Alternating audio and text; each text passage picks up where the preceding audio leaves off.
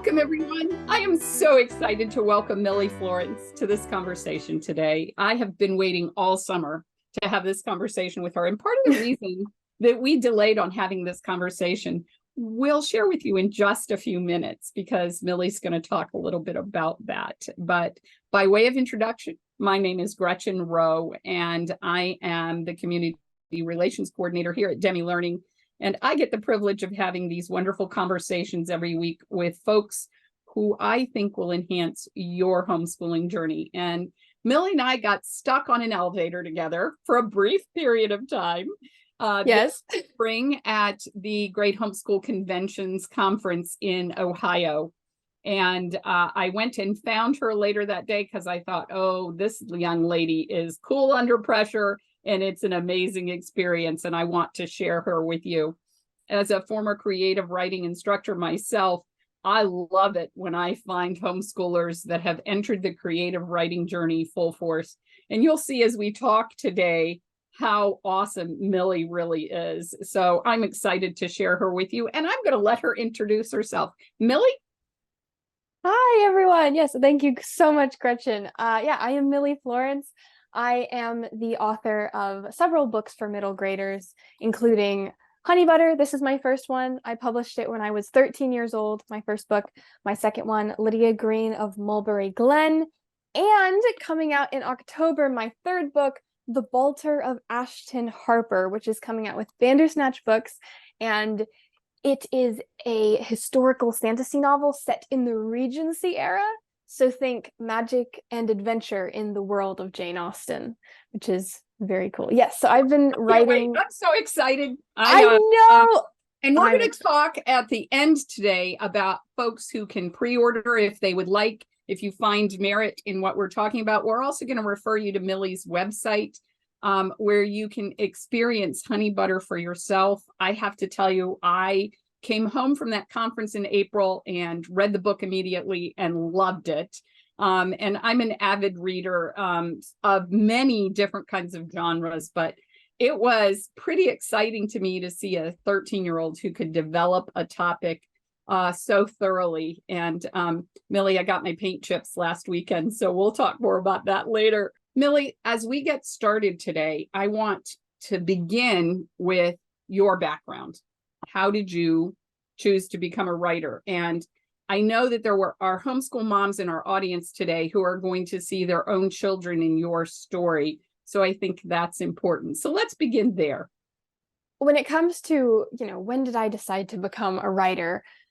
We don't really know, simply because I was so young. I was just bursting with stories from a very young age. One of my earliest memories is of laying under the covers at night, whispering stories to myself when I was supposed to be asleep, which my parents maybe did not enjoy at the time.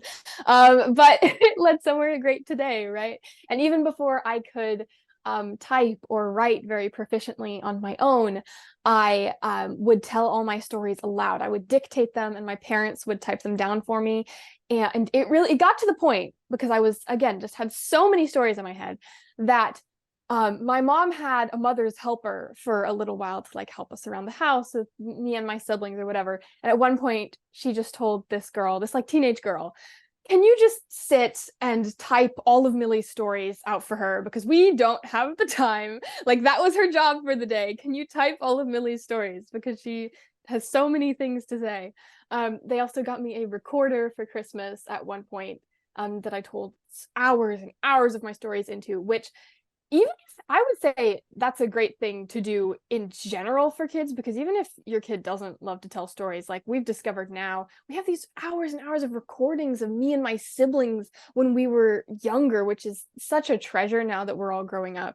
And it's a super cool thing to look back on. But yeah, I think it was around age 9 that I started thinking about publication. So up until then, I was always just telling stories, right? But it was around age 9, I was like, well, I know I want to be a storyteller. The thing storytellers do is publish their books, and they put them in libraries, because we went to the library a lot when we were kids. And I was always fascinated by the books and the authors and just every part of that. So it was around that age that I decided I want to publish a book someday. And specifically, I wanted to publish a book before I was grown up, which I defined as like 13 or 14. So that became my goal, and I started researching publication and how all that works from around age 9. I think that's terrific. And how long did it take you to write Honey Butter? 9 months, actually. 9 months. Okay. Yes. All right. Well, I mean, it's a very short book, as you can see, right? So, and that was purposeful. I was taking ballet around that age, and one of the things my ballet teacher always said was, I'd rather see a clean single than a dirty double, which in that case, she's talking about something called PK turns, where you stand on one foot and you spin in a circle, basically. And she was saying, I'd rather see you do one turn and nail it, do it really, really well, than attempt to do 2 turns at once, which is more impressive, but maybe it's a little sloppy. I'd rather see you do something simple, but do it well. And so I took that idea and I applied it to my writing. I was like, okay, I don't want to attempt my first book to be this epic trilogy 100,000 words long. I want to do a clean single rather than a dirty double. I want to write something simple and sweet and short, but make it absolutely amazing. And so that's kind of how Honey Butter came about. So do you write every day?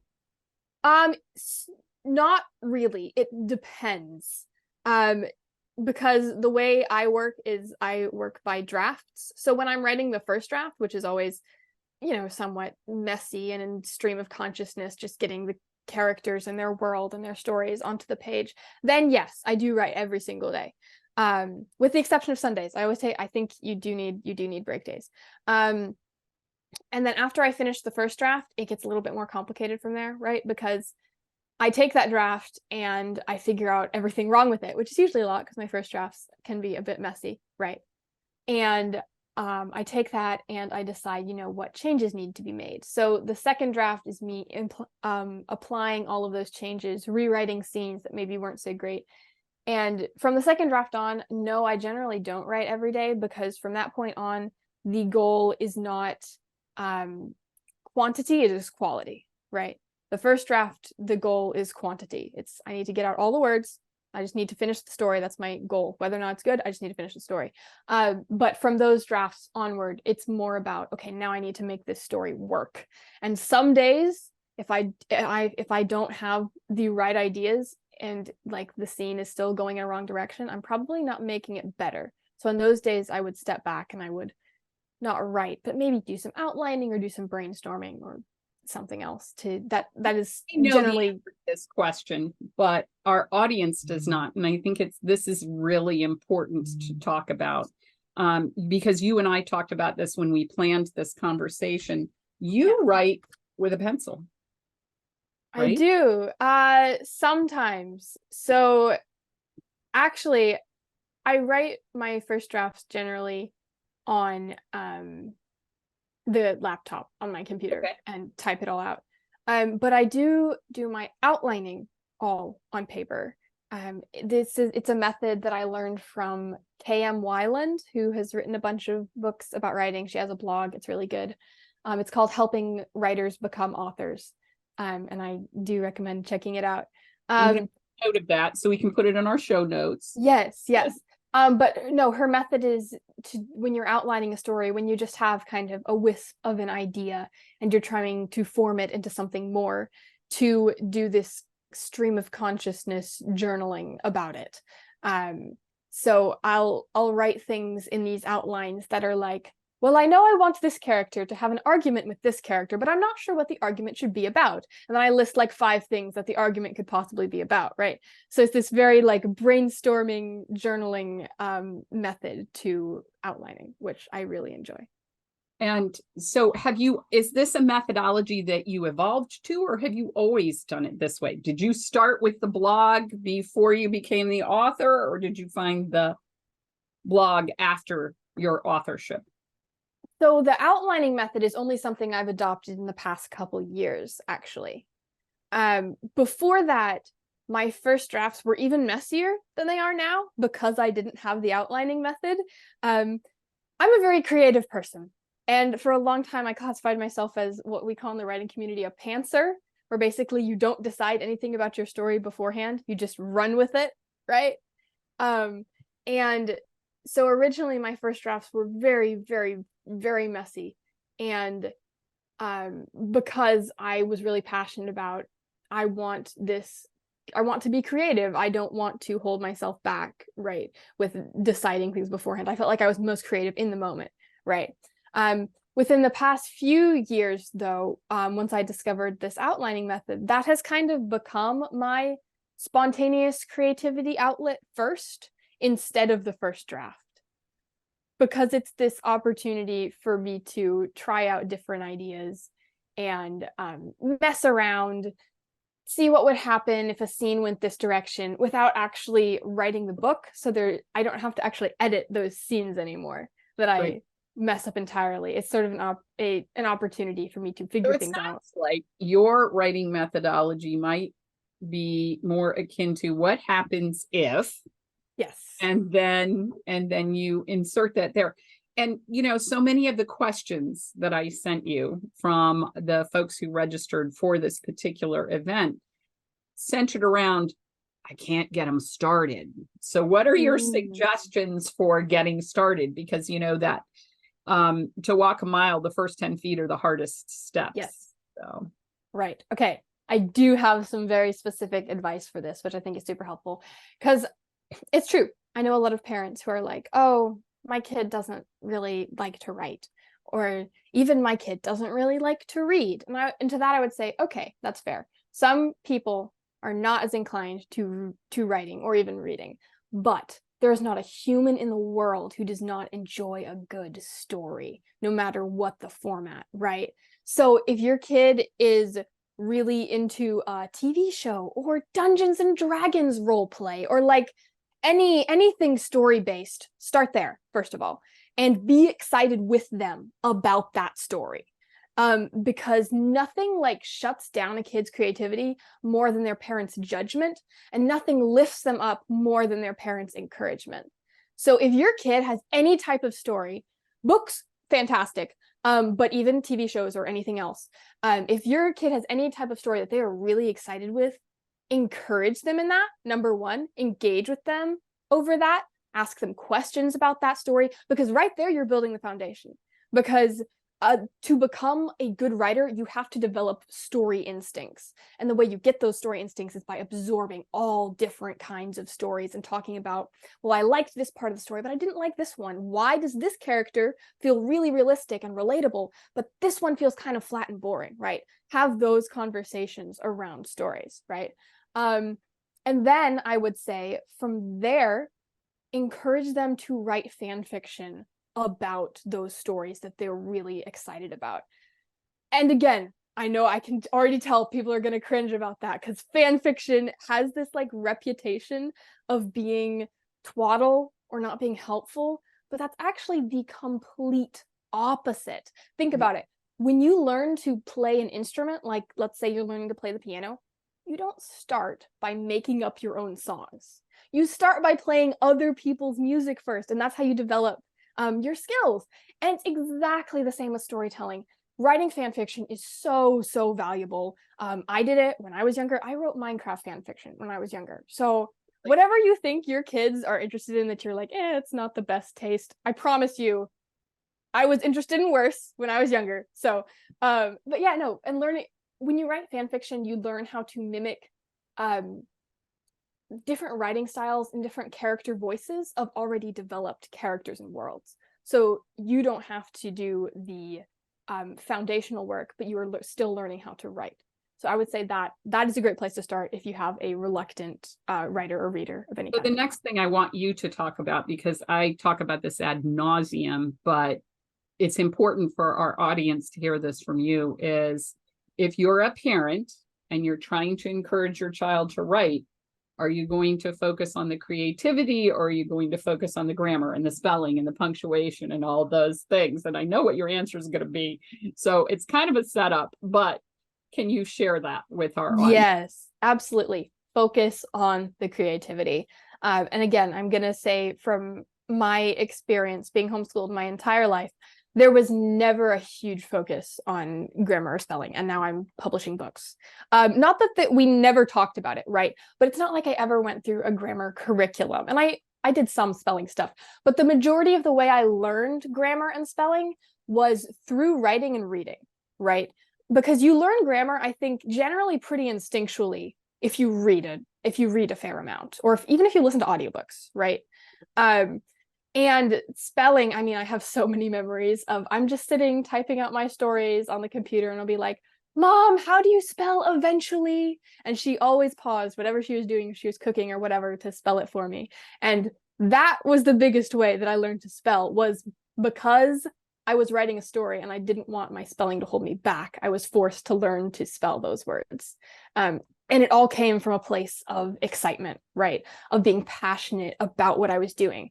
My mom describes our homeschool as delight driven, because it's all based around the things we love doing. And for me, that's books. But for one of my brothers, that is drone racing.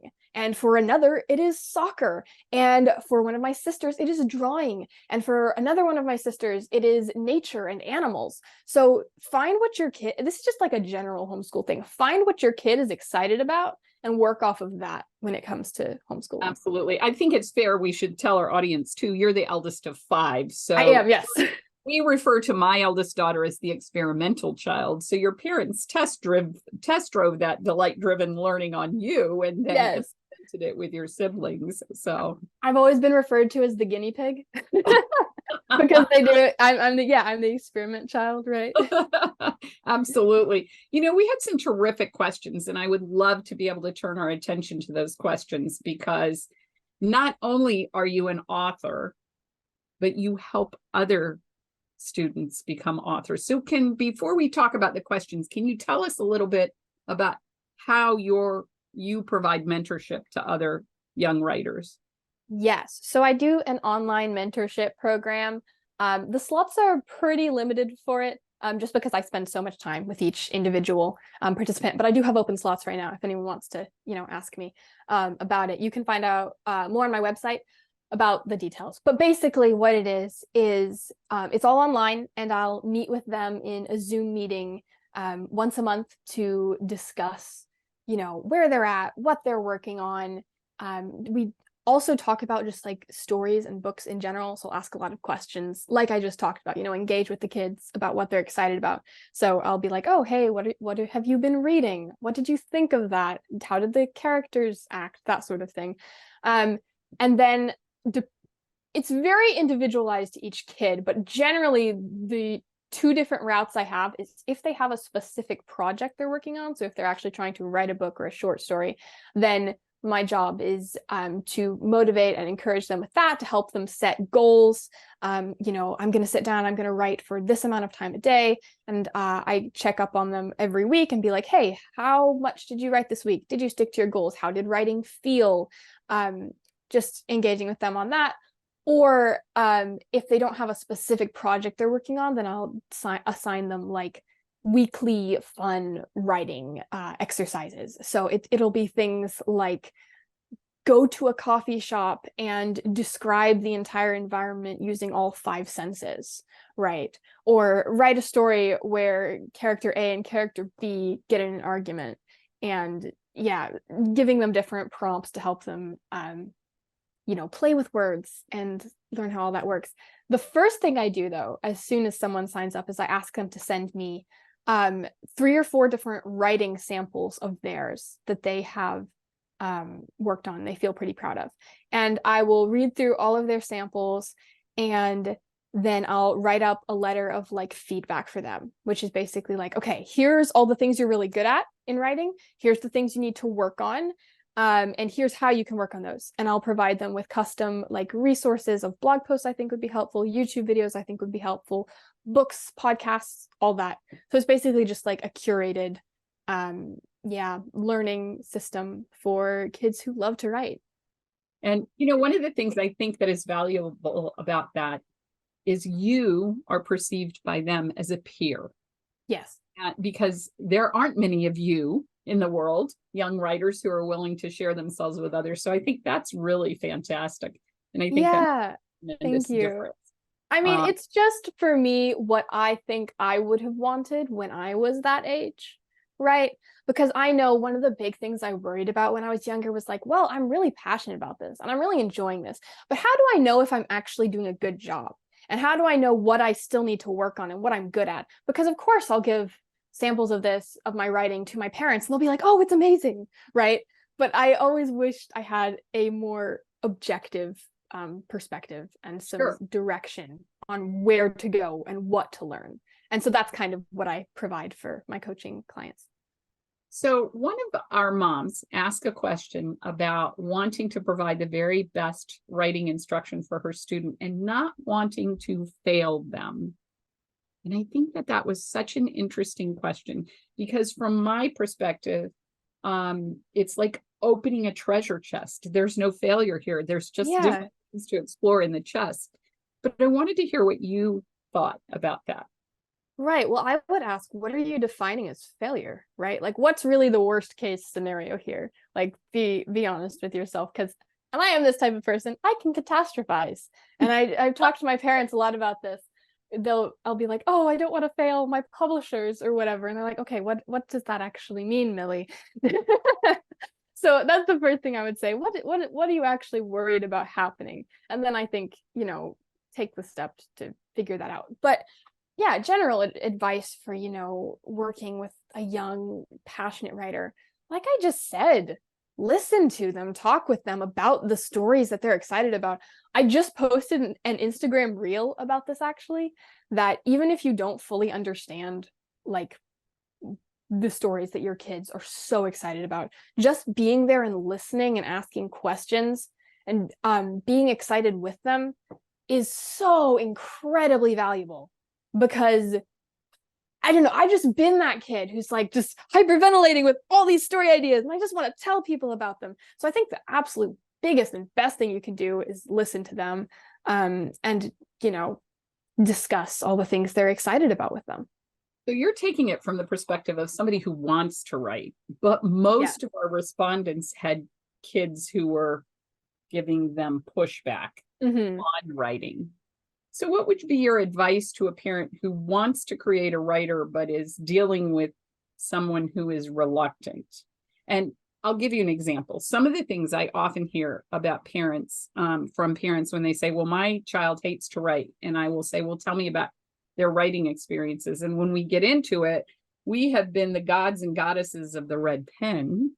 Yes. And we have created our own child's reluctance. So how do you step around that as a parent? Right. That's a great question. And yeah, you're totally right. Like if kids expect judgment from something they're doing, yeah, of course it's not going to be their favorite thing, right? So, and I've even experienced a little bit of this because whenever I would give my parents a story or whatever to read, my mom would specifically have to ask me, like, do you want me to focus on the story or are you okay if I point out your spelling mistakes, right? Guilty. Yeah, guilty. Maybe I might, but asking that question. Yes. So yeah, that's what I would say. That latitude to say, no, just talk to me about this story makes a tremendous amount of difference. Yes, it makes a tremendous amount of difference. Not just because then they can say, no, I don't want you to point out all my spelling mistakes right now, but also because it shows that you value their opinion, right? That you're not just constantly seeking out all their mistakes. You also value their passion for this, right? Or even if they're not passionate about it, right? You value their, that they actually have a good time, right? So I want to step back into something that you said, because you talked about K.M. Weiland teaching you how to outline. I think that is probably one of the most sophisticated skills that a writer can present. And I know often when I had this conversation with parents about writing, their children are annoyed that there has to be more than one draft. And so how do you get around that with the students that you mentor, that there's no such thing as a first draft that is a final draft? Yes, that is so true. And whether or not you outline, that is always going to be the case. So I'm a big believer of you don't have to outline if you're not an outliner, especially in the beginning. Lots of kids saying that. Yeah, of course. Especially in the beginning, a lot of kids do not want to. And again, the focus should always be that this kid is having fun writing, because the minute they stop having fun is the minute they stop learning. So so yeah, don't worry too much about outlining unless your kid is like really into it. But sorry, can you repeat the question again? I just want to make sure I don't get off track. No, that's okay. I sidetracked you just that there's more than one draft. The question is, we're going to talk about the fact that there has to be more than one draft. Yes. Yeah. Okay. So in that case, I would say, from the perspective of someone who was a young writer, there are some stories that you should write and then not have to rewrite. Like, if you specifically, you just want to have fun, you want to like get this story out of you because you have a cool idea and that's it, and you never plan to show it to anyone, that's great. In fact, there is a specific exercise that I assign my mentees called free writing, where the entire goal is not to edit. You just get all the words out, right? And it doesn't matter if it's a mess, the point is you're writing, right? But it is true, if you actually want to have something polished, if you want to create a short story that you want to submit to a magazine, or if you really love this story and you want to make it something you're proud of and something like beautiful, that like if you want to bring your story to its greatest potential, yes, you're gonna have to make changes, and there's going to have to be more than one draft. And to that, I would say, first of all, there's this wonderful quote. Oh, who is it by? I'm gonna mess up who it's by, but she That's okay. says, You give me the quote, and then in the show notes, when we add the quote, we'll make sure we have the right credit. How's that? She says, "I love revisions. Where else in life can you turn spilled milk into ice cream?" Oh, that's great. Which I think is beautiful, because it's so true. And I think if you're really passionate about creating a story that has its fullest, that like bringing it to its greatest potential, you will eventually like see the places that are spilled milk and that need to be turned into ice cream.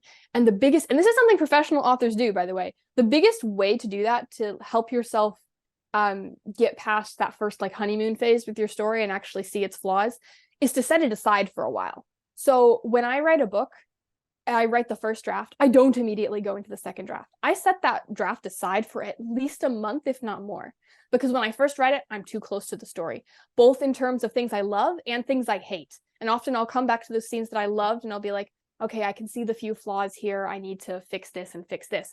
And I may even come back to the scenes that I hate and be like, actually, this wasn't so bad, I think I can fix this, and now it works, right? So giving yourself time away from those stories, first of all, and then you'll come back to it and realize, okay, I can see it a bit more objectively, right? And how do you feel about doing copy work from good authors? Oh, I love it. I think that's a great way to go. Yes.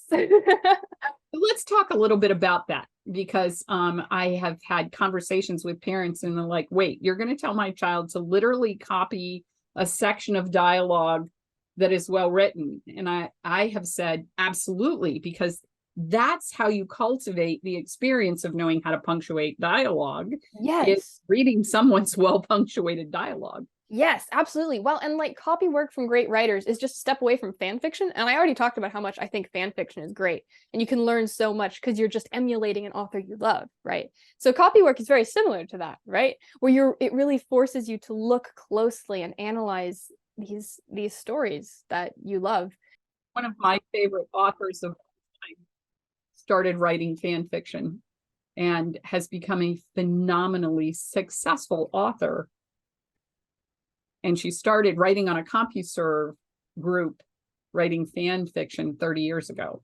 So yeah, it's an amazing experience to see that evolution of character and storyline and plot. And my youngest daughter participated in NaNoWriMo, which is the national novel writing competition. She did that. I did that for Honey Butter.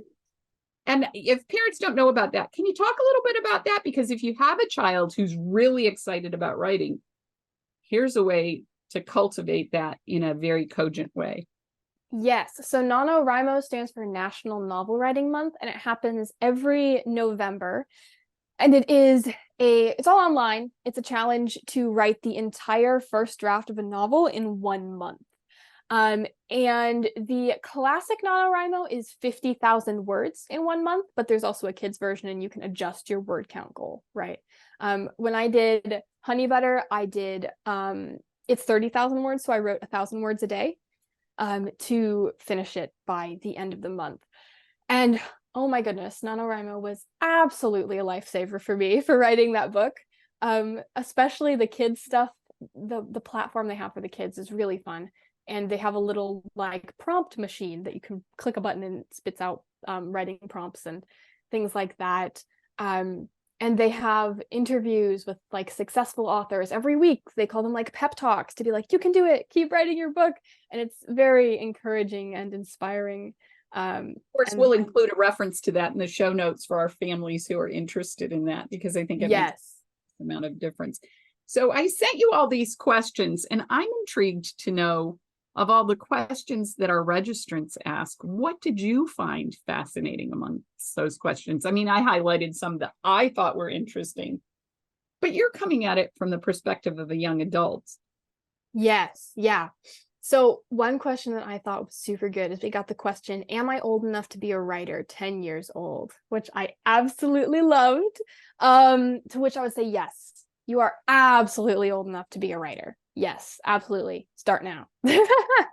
And it's funny to me, that we would get a question like that. And I think it's because, you see all these authors that get published, all these authors that are famous, and most of them are adults. Most of the authors you see are older adults, right? There aren't a ton of teen authors out there.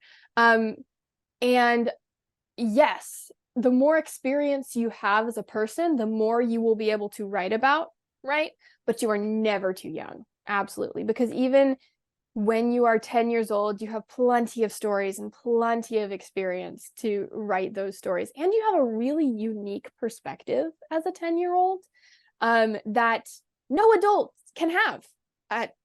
Because when you're 10, you see the world in a completely different way than adults do. And that's something I've learned more and more as I've gotten older is, it's kind of sad. You kind of lose some of that you have as a kid, the way that kids see the world. So absolutely, you're never too young. Start now. You've got this. I love it. That's terrific. One of the things I want to encourage the parents who posted about children who have different learning skill sets is your cell phone is probably one of your most valuable tools to help your student become a writer. You can open up an email, you can hit that microphone button, and they can create a first draft. So we've talked about creating a first draft using a pencil, but the truth of the matter is it doesn't need to be the only way to creating that process. If they are reluctant to put a pencil on paper, just ask them to tell you a story. That's hugely valuable. And writing is a skill that evolves over time. Nobody is a good writer from the gate. Yes, absolutely. That's also very important to remember. So Millie, did you, as your writing skill has evolved, have you visited earlier essays and gone, oh, I wish I hadn't written it that way? And I'm not talking about your published materials, but I'm talking about the personal writing things that you do, because I always advocate to parents, if there's one thing in your homeschooling journey you should never throw away, it's your children's writing. Yes. Because that's a huge encouragement in May when you're struggling with something and you go, well, look at what you did in September and look at how it's evolved. Yeah, look how much you've grown. Exactly. Yes. So do you do that with your students as well? I do, yes. And that's something that's actually been super cool to see, is how much they grow, even just like from the months they spend with me. And we can look at what they were writing at the beginning versus at the end, and they've grown so much, and it always makes me so happy to see that. And as a young writer, it's also very easy to like cringe at your old stories and be like, oh. And whenever you do, I think you should see that as a win, because it means you've grown so much. So absolutely do not throw away any old stories. That's a roadmap of how far you've come. Millie, we had some parents who have not begun the writing journey and they have kids who are stepping into high school. How would your parameters of learning to write for an audience change if you had somebody who didn't have, like you did, the young writers experience? I would say that doesn't hold you back at all. I have tons of friends who are published now who only started writing at like age 16. So I don't think that's an issue. I do think that you have to realize, even though you're 16, not 10, you're still starting at step number 1, right? So don't be discouraged if you feel like you can't put stories on the page the way you want to yet. That takes practice, and that is okay. There is nothing wrong with that. So give us some resources. If I was a mom and I wanted my child to experience some fan fiction, where do you go to find that? Sadly, I don't think there are any websites I can wholeheartedly recommend with fan fiction on them. Okay.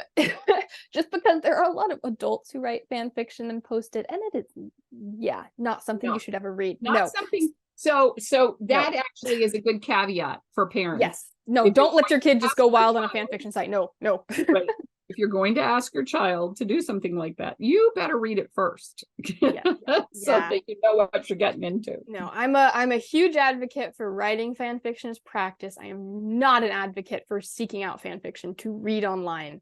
Thank you. I was hoping you'd make that clarification. Yes. Very true. Now, something that your kids can do, though, is if they have friends who also enjoy the same stories that they do and they want to like write fan fiction and compare, that I think that's great. But yeah, no, the internet's a scary place, guys.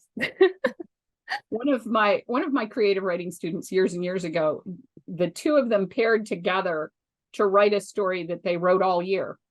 And so every week the book would go from one writer's hands to another writer's hands.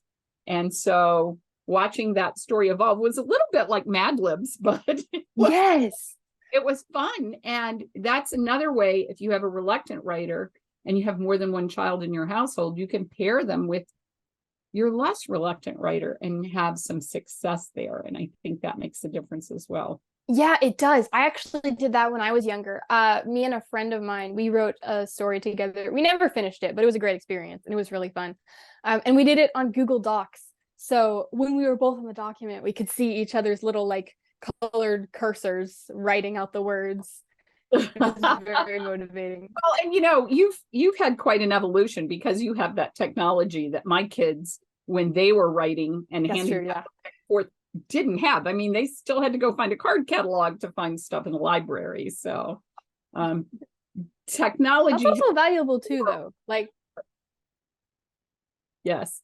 And some of our parents ask questions about how could you help kids who learn differently? And I don't know whether you offer support for those kinds of kids, but do you have any suggestions for different learners? I know we had a couple of references with ADD, and as an ADD person myself, it's easier to write in tiny segments. If I have a task to write a blog, what I'll do is I'll say, okay, at 9:00 for 15 minutes every single day, I'm going to write 15 minutes on this blog. And by the end of the week, I find I have it written. Do you have those kinds of suggestions? Right. So I don't have any attention disorders myself. My best friend, who is also a published author, has ADHD. And this is something we have actually discussed, like as a writer, the different ways that we write comparatively. And I know things that she has said is that, first of all, ADHD, the superpower of ADHD is hyperfocusing. So if you get really excited about something and it can be all you think about, like you can be hyper productive about that thing. And for her hyperfixation was her book series, which is now published. And that's a big thing that helped her to finish it was, that she was able to kind of hijack her brain and like get it to work for her, basically.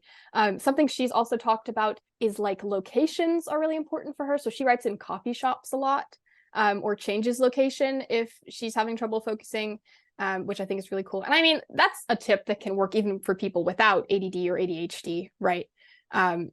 Changing location that's something I've been doing recently as well to kind of get my brain back in the writing mode. So one of the things that I have found that has been tremendously helpful, and this helped two of my kids, I pulled these out. This is not what they used, but we used these. And what we did with them is we would, now back in the day, they had to plug them into a radio, but we would have them listen to very low static in the background, and taking out the influence of all the things in the background was actually to its advantage. And if I'm working on deadline, I'll put these on. These are beats, but I don't turn them on. I just put them on because they block out all the sound. And I'm amazed at how productive I can be when sound is not present for me. Right. And for some people, it's the opposite. Like, again, my friend, she always, and I could never do this, she listens to like music with lyrics when she's writing, and that helps her focus. So everyone is completely different, right? You need to find what works for you. And also I would say, and this is the case for anyone, right? The things that you see as like flaws that you have difficulties with, I bet you there's a flip side to them that is a superpower, right? That is an advantage.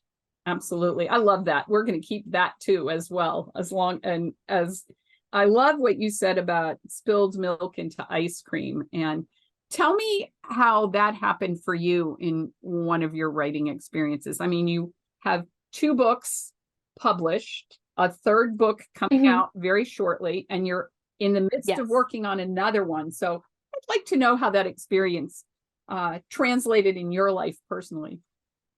The like writing the second draft. Yeah. So it was completely different with every single one of my books, because every book is different. So the experience is going to be a little bit different for everyone. I know for Honey Butter, I completely rewrote the entire thing in the second draft, like almost word for word. Really? There's almost nothing left of the first draft. Yes, in Honey Butter. Yep. Yeah. And that was partially because it was my first book, right? So I was still learning. I had a lot more work to do. And I found that as I've grown as a writer, each of my successive books, I've had to change less and less from the first draft, because I've become a better writer over time. So to anyone who feels like discouraged of how long it takes them to get something right, first of all, know that it's 100% okay. And second of all, know that it will get better over time. So that's a huge thing. If we're talking like, spilled milk into ice cream. Yeah, I mean, good grief, there were so many things in Honey Butter that were like, at one point in the first draft of Honey Butter, they found a piano under the floor of the library for some reason. It never played into the story again. That's not there anymore. So I have lots of little examples like that of just random stuff. No, it's not there anymore. But no, the first draft is your opportunity to play. For you being open to change, because a lot of what we're talking about is being open to holding your story loosely so that as it evolves and changes, you can change with it. Right. I would say, honestly, I've never had the issue with like, oh, I don't want to change this thing, because usually the thing that I need to change makes the book better. So the thing you want to hold loosely to is how the story comes about. The thing you want to hold tightly to is the story you want to tell. So there's this great quote from Michelangelo, where he says, I didn't carve this stone figure. I saw his face in the stone and I set him free, right? He had to find it. So I don't really think of my books as like, oh, I'm changing this story. It's like, no, I have to find the story that God wants me to create, right? And the first pass, just like with a sculptor, the first pass is super rough, right? And there's all sorts of stuff that maybe don't look quite like you want them to or make sense. You're not changing it from there. You're continuing to find that image in the stone. You're continuing to find that story, right? So I don't think of it as, oh, I need to change this story I wrote. It's more like, oh, I'm not there yet. I haven't found the story I want to write yet. Does that make sense? Say that. I think, no, that's terrific, because I love that. I have a colleague and friend who is an artist, and she says, it's all about the process. It's not about the product. So Yes, yeah. I think that makes a tremendous amount of difference. So in this last 15 minutes, what are some good pieces of advice you can give to our parents about encouraging the writing process in their students? So first of all, I think a big thing is celebrating small wins. And it feels hypocritical of me to say that because that's one of the things I struggle with. And my parents are always reminding me of, you got to stop being so hard on yourself, Millie. Well, you are the eldest child, Millie. That kind of comes with the territory. That's true. Yeah.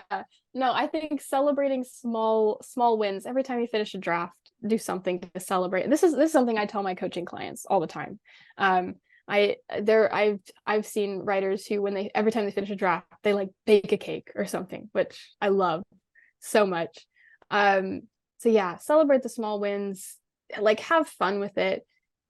And if I'm talking specifically to like parents, how can you encourage your young writer? We've already talked about, right, like be excited with them, listen to them. Other than that, I would say continually like encourage them when they're like, the best things that my parents have done for me is when I'm feeling down on myself, just to like, say those words of encouragement, also taking me out to coffee shops or the library, right, so I can write. Just taking that time to being in a coffee shop changes your writing experience. How does it change my writing experience? Well, I am less tempted to go on YouTube. Okay, there's a truth question. Yeah. Also, I don't know if you've ever read Atomic Habits by James Clear. Actually, it's sitting right here. And oh, cool. But twice, because in preparation, we're going to do a whole webinar on this after the first of the year. That's wonderful. So I'm really excited. We're going to do Atomic Habits for homeschoolers. And I love that so much. Okay, yeah, because I love that book. And one of the things that he talks about in that book is that places kind of like your brain assigns places, what's the word? Like themes, basically. So your brain will be like, oh, my desk, this is where I work. My couch, that's where I hang out and watch movies, right? So it can be very hard to, for example, like write and do work while sitting on your couch because your brain is like, no, this is the place we relax, right? So going to a coffee shop is a good way to reset because that place doesn't have like an assigned theme yet. And you can assign the theme of this is where I write, right? So that's why changing location can help a lot. That's terrific. Yeah. I have a great question from Anna Rose. She says, this has been such fun. What are some of your best tips for getting started with a new story? Okay, that's a really good one. And I know Anna Rose Johnson, actually. Hi. We're friends on Instagram. Did not expect to see you here. Getting started with a new story. Okay, I think my biggest tip for getting started with a new story would be to play with the idea. So ask a lot of what if questions and sort of let it stew in your brain. So I rarely start writing as soon as I get a new idea. What I do instead is think about it a lot, basically, and kind of play with, well, what if this happened? Well, what if this happened? I try out different things. So, okay, just for example, when I was writing Lydia Green of Mulberry Glen, one of the kind of images I had in my mind for that story was a girl waking up in a treehouse and going out in the woods to get breakfast. And that's obviously kind of like a vague image. So I started asking myself different questions. Who is this girl? Why is she living in a treehouse? And just really being open to all sorts of different kinds of answers. And that's a big part of, I talked about, the KM Weiland outlining process, right? Is to kind of stream of consciousness journal and ask yourself all these different questions and to come up with multiple answers. Don't like just choose the first answer that your brain lights on, right? come up with lots of different ones, try out a lot of different things. Like a new story idea is the opportunity for you to play. So take advantage of that. Like that's the most fun point. Me and my friend Lauren, we always say, when you get a new story idea, it's just vibes. We just enjoy the vibes of the story. It's not anything concrete yet. So And you know when what? you get If that, you play Let's Pretend, if you grew up playing pretend you're a fill in the blank, you've got fodder for a story right exactly. there. I love this question that Emily asked for 10-year-old Olivia. She says, this is Olivia asking the question, how do I know if my story is good enough to be published? That is a great question. And the answer is unfortunately very complicated because in some ways you don't know because there are books that get published that are not very good, right? No, we've never been to those. I know, right? I would say instead of like focusing on that particular story, is this story good enough to get published? I think you should focus more on your experience as a writer, right? So yes, yeah. So for me, when I decided I wanted to publish Honey Butter, I knew I wanted to do it correctly. And I basically make sure you go through all the steps in the process. And a big part of that process is getting feedback, right? So I do this thing called beta readers, which if you're an author, you've heard of it, but a lot of people who aren't into that haven't, where basically you have a bunch of people read your book and provide feedback for you on it about what works and what doesn't, right? It's a test. What makes a good story? If people reading it enjoy that story, right? So you get people to read that and tell you what parts they enjoyed, what parts they didn't, right? What you need to work on, if there was anything that was confusing. And that is a super crucial step in the process, first of all, is to get feedback from other people and make sure that your story makes sense. That's a huge thing that most people don't think about. Does your story actually make sense? And I'm guilty of that because there's plenty of times that the stuff I include in the plot, my beta readers will read it and they're like, wait, how does this magic system work? I am very confused. And I need to go back and add clarity. Also, though, I would say, Olivia is asking this question, how do I know if my story is good enough, right? And something that I was actually talking about recently with one of my mentees is I asked her, what's the biggest thing you've learned in the, she's been with me for 2 years at this point, 2 years that we've been working together. And she said that a story is not good or bad. It is made up of dozens of different parts and pieces, which can work or not work for that particular story. Because when you start anything, even if it's for example, like pottery or skateboarding, it's very easy to see things in terms of, oh, that is a good mug. That is a bad mug. Same with writing. This is a good book. That is a bad book. When in reality, it's not one set thing. A book is made up of so many things like magic systems, character arcs, how the plot is structured, character relationships, dialogue, prose. I could go on, right? Sure. So a story is not just good or bad. It has all these different elements that are all on their own scale. So there are plenty of stories that, for example, it has a fantastic character arc. The magic doesn't make much sense, right?